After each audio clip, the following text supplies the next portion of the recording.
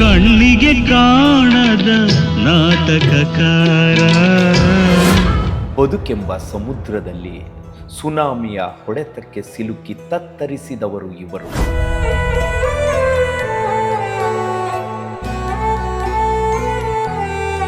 ಅನಾಥರು, ನಿರ್ಗತಿಕರು ಅಂತ ಕರೆಯೋದಿಕ್ಕೆ ಮನಸ್ಸು ಒಪ್ಪೋದಿಲ್ಲ.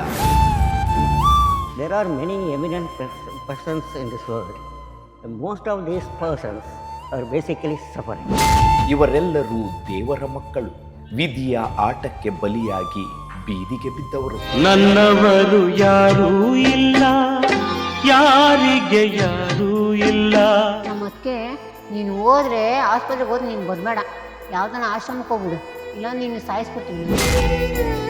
ಓದಿಕೊಂಡಿದ್ರು, ಸ್ಥಿತಿವಂತರಾಗಿದ್ರು, ತುತ್ತು ಕೂಳಿಗೆ ಕೈಚಾಚುವ ಗತಿ. ದುಡ್ಡಿರ್ಬೇಕು ಮೇಡಮ್, ಇಲ್ಲ ದುಡಿತಾ ಇರ್ಬೇಕು ಮೇಡಮ್, ಮನುಷ್ಯನ ಬೆಲೆ. ಮಳೆ, ಬಿಸಿಲು, ಚಳಿ ಎನ್ನದೆ ರಸ್ತೆಯಲ್ಲಿ ಅಲೆದಿದ್ದಾರೆ, ಮಲಗಿದ್ದಾರೆ, ಮಾರಣಾಂತಿಕ ಕಾಯಿಲೆಗೆ ತುತ್ತಾಗಿ ನರಳಿದ್ದಾರೆ.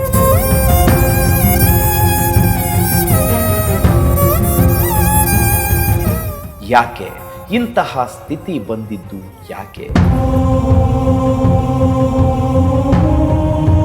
ಇವರಾಗೆ ಮಾಡಿಕೊಂಡ ತಪ್ಪ ಅಥವಾ ದೇವರು ಕೊಟ್ಟ ಶಾಪವ? ನಿಜಕ್ಕೂ ದೇವರಿದ್ದಾನ?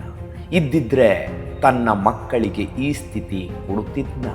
ಉತ್ತರ ಸಿಗದ ಪ್ರಶ್ನೆ ಇದು.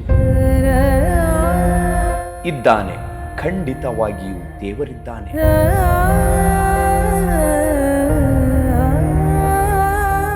ಮನುಷ್ಯನ ರೂಪದಲ್ಲಿ ದೇವರು ನೆರವಾಗ್ತಾನೆ ಅನ್ನೋದಕ್ಕೆ ಈ ದೃಶ್ಯವೇ ಸಾಕ್ಷಿ.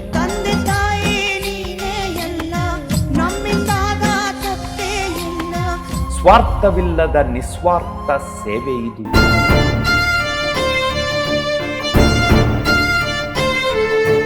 ಯಾವುದೇ ಅನುದಾನವಿಲ್ಲ, ರಾಜಕಾರಣಿಗಳ ನೆರವಿಲ್ಲ.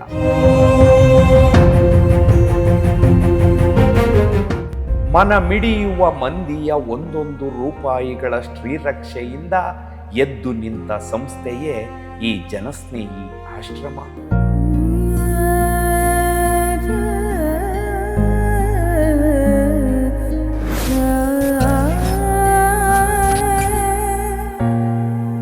ನಿರೀಕ್ಷಿಸಿ, ಕರುಳು ಹಿಂಡುವ ಕತೆಗಳು.